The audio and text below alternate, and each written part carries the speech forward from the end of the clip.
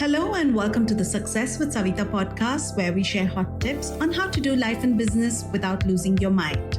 I'm your host, Savita Nanjappa, entrepreneur, high-achieving 9-to-5er turned transformational success coach, helping you create a wildly successful business. Come hang out with me and other fabulous humans like you every week for stories and chats packed with a healthy dose of tips, resources, how-tos, and real talk. Side effects may include a happier and more confident you with each passing day. Welcome back to another solo episode with me, your host. And today I'm going to be sharing my experience of a kind of offsite that I did, or a business retreat that I did with a group of strangers. And I have to say it was a brilliant experience for me in terms of growth, personal development, connection, people I met, getting out of my comfort zone, and so much more. So I want to share with you my takeaways from having done this trip. So this trip was put together by BHX Project, also known as BHX or the Experience Co. And as they describe on their website, which I'm reading out, BHX Project is a creative adventure, a growth accelerator designed to get you outside your comfort zone, find inspiration, a strong network of awesome people, and magic. A series of unique invite-only residencies designed and curated for creators, founders, doers, community owners, misfits, and make it happen people. So it's a bunch of strangers who get together at beautiful locations in around the world and in the country. And we brainstorm through our work, business problems, figure out where we are stuck, what's holding us back, and, together try to solve a challenge, get ideas, and maybe in the process also create collaborations for each other. And that's how I took off to Shillong in March and spent 5 days with a group of strangers. And here are some of my takeaways. And, one thing that I had planned was to do this sometime last year when I was putting together my goals for 2023.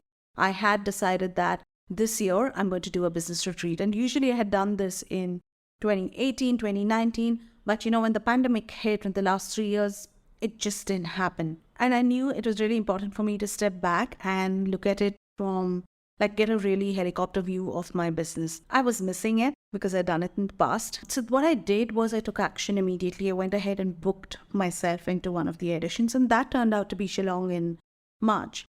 I'm sharing my takeaways from my 5 days spent with a group of strangers. Number one is to get out of your comfort zone and get out often.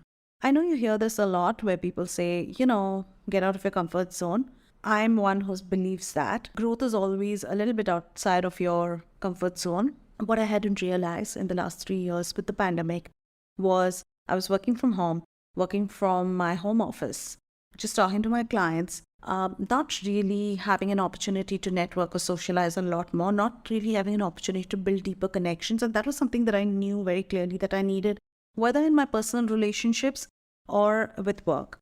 So you do end up meeting people at work, in business, but you don't have the time to invest and really build a deeper connection. And that happens when you go out and you spend time with strangers and you're living, traveling, working together. This was really way out of my comfort zone to go meet. Honestly, I thought I was going for the travel, but it actually had a huge impact on who I was and how I was engaging with the world. And it really opened up my eyes to say, you need to do this more often. So that's number one. The second one was very big for me. So we were on this bus heading to see one of the waterfalls in Cherrapunji. And as we were heading there, everybody in the bus, there's so many of us. And like all travelers, we were singing, there was dancing, there was games, all of that. So we went to the waterfalls, we spent some time there, we were headed back after lunch. And the bus driver and the bus attender, and they were sitting right in front. And suddenly, taken some time, and when we were sitting down quietly, and they put on this, the two of them put on music, a pop song, I think, in the local language, which is Kasi. And, this boy, not the driver, of course, he was driving, and we wouldn't have wanted him to do any dancing, of course, but the boy who was with him, who's the attender, started to dance along and sing along to this. And I'm going to share that video onto my Instagram page, so go catch the video of him dancing. And as we all watched him, we thought, my gosh, he's so cute, of course, because he's just so joyful. He was so full of joy. He was just so happy singing along. He was enjoying the music. But you know what? But what really hit me was, here he is, probably not his dream job. It doesn't take a lot for you to feel happy, be in the present, be happy, find joy in your day.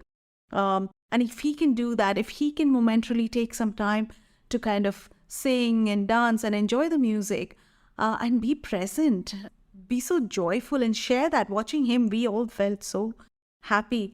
What stops us from also doing so? I mean, he knows how to do it. Why is it that as we get caught up, get busy with our busy lives and careers, we forget sometimes to enjoy the little things? So that's my second takeaway, is to, be present and really enjoy life. Life is too short to wait for the right moment to do anything. So enjoy the little things, find joy in your day. And that's number 2 for me. The number 3 is watch the sunset. So we went to the waterfalls in Cherrapunji. After that, we went to a sunset point. Okay, we were taken to the sunset point where we sat. We actually sat down for some time and watched the sun go down. Some people meditated, some people sang, some people just, took pictures. But it was that time, that quiet time that we all took to take in this majesty of nature, sitting on top of a cliff, looking across, when you can literally see Bangladesh on the other side, and taking pictures, making memories. This is so important. So take time to observe and enjoy the majesty of nature. Number 4, ask for help. Most people will try and help you. And the fact is that the help that you seek can come from very unexpected people. Often we hold back and we don't ask for help. And that's something that I observed in when we were having our, we had these little groups that we were working in with our challenges, and each person in the group offered to help in some way. It may not, they may not even be in your industry. They may not even know what you do, but they can still connect you to someone, something, and help you in some way. That's the next takeaway for me. Number 5 is to share your story, be vulnerable. It's okay. That's what builds connections. Finding yourself in other people's stories, knowing that you're not alone in your journey. There are people who've gone through similar pain, similar joy, similar challenges, similar obstacles. It just helps you feel not alone when you're going through tough times. So, be open to sharing your story. Nobody's going to laugh at you. You just, of course, have to know in what context and when, so people can be respectful to your story. But nothing bad ever came from being vulnerable, from letting people share in your stories. And I think that's important, right? Being able to know that you're not alone in your pain. Number 6 for me is wear your heart on your sleeve and tell people when you love them or appreciate them, or when they inspire you, tell them, let them know.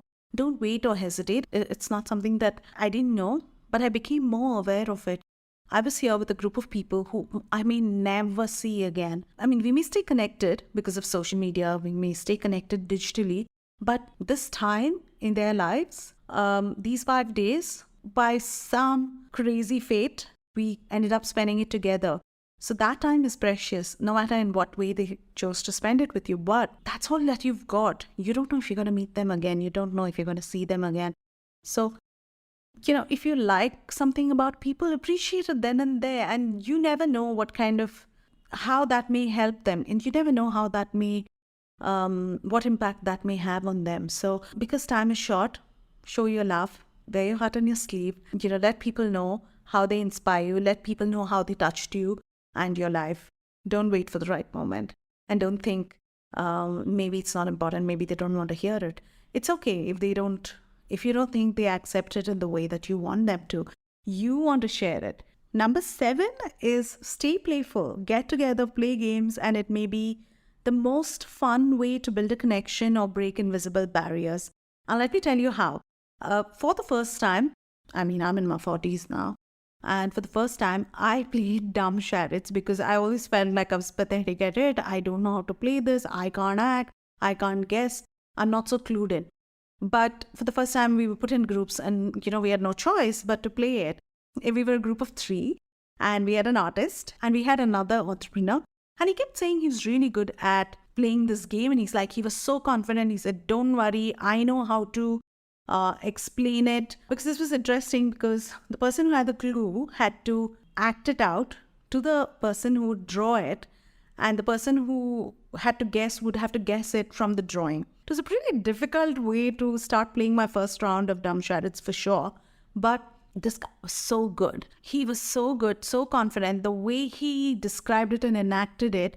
And of course, we were lucky. We had the artist, so she drew it so well. And I had to be the one to guess, so no pressure there. But it was so easy. We actually guessed everything bang on. And one thing was, both of them kept saying, don't worry. Even if you've never played it, don't worry. I'm really confident that we're going to win. We know how to get this to you. That was such a fun game. And I know that I will always play dumb charades. There was another game. We played a number of games, all fun. But the other game that we played, and we all became kind of obsessed with it, was Mafia. And I had played this before, but this time we just couldn't stop playing. And we played like last night that we were there before we had to leave the next day. I think we played till about 3 a.m., 4 a.m. It was crazy. We became really obsessed, but we had so much fun. And that's something that has stayed with me, which is, play games, get a group of people together and play games. It's the best way to build a connection to people. And when it comes to invisible barriers, maybe the barrier that you couldn't break through language, sometimes you can break through the language of games, through the language of play, through the language of team spirit. So yeah, so that's number 7. Number 8 is to stay connected afterwards. We always say, yeah, we'll stay in touch, we'll be in touch, we'll catch up again. And we believe truly so. In that moment, we truly believe that we're going to make it happen, right? We're going to be able to meet again. It doesn't always work like that. So, make the effort to stay connected, keep in touch. I'm not saying, you have to stay in touch with every single person, but there will be some people that you resonated with, that you connected with. Meaningful connections are hard to find, so don't let time pass by. Don't wait till it's too late. You need it and your soul needs it. So make the time to stay connected even after you finish whatever workshop, whatever engagement, wherever you first met, right?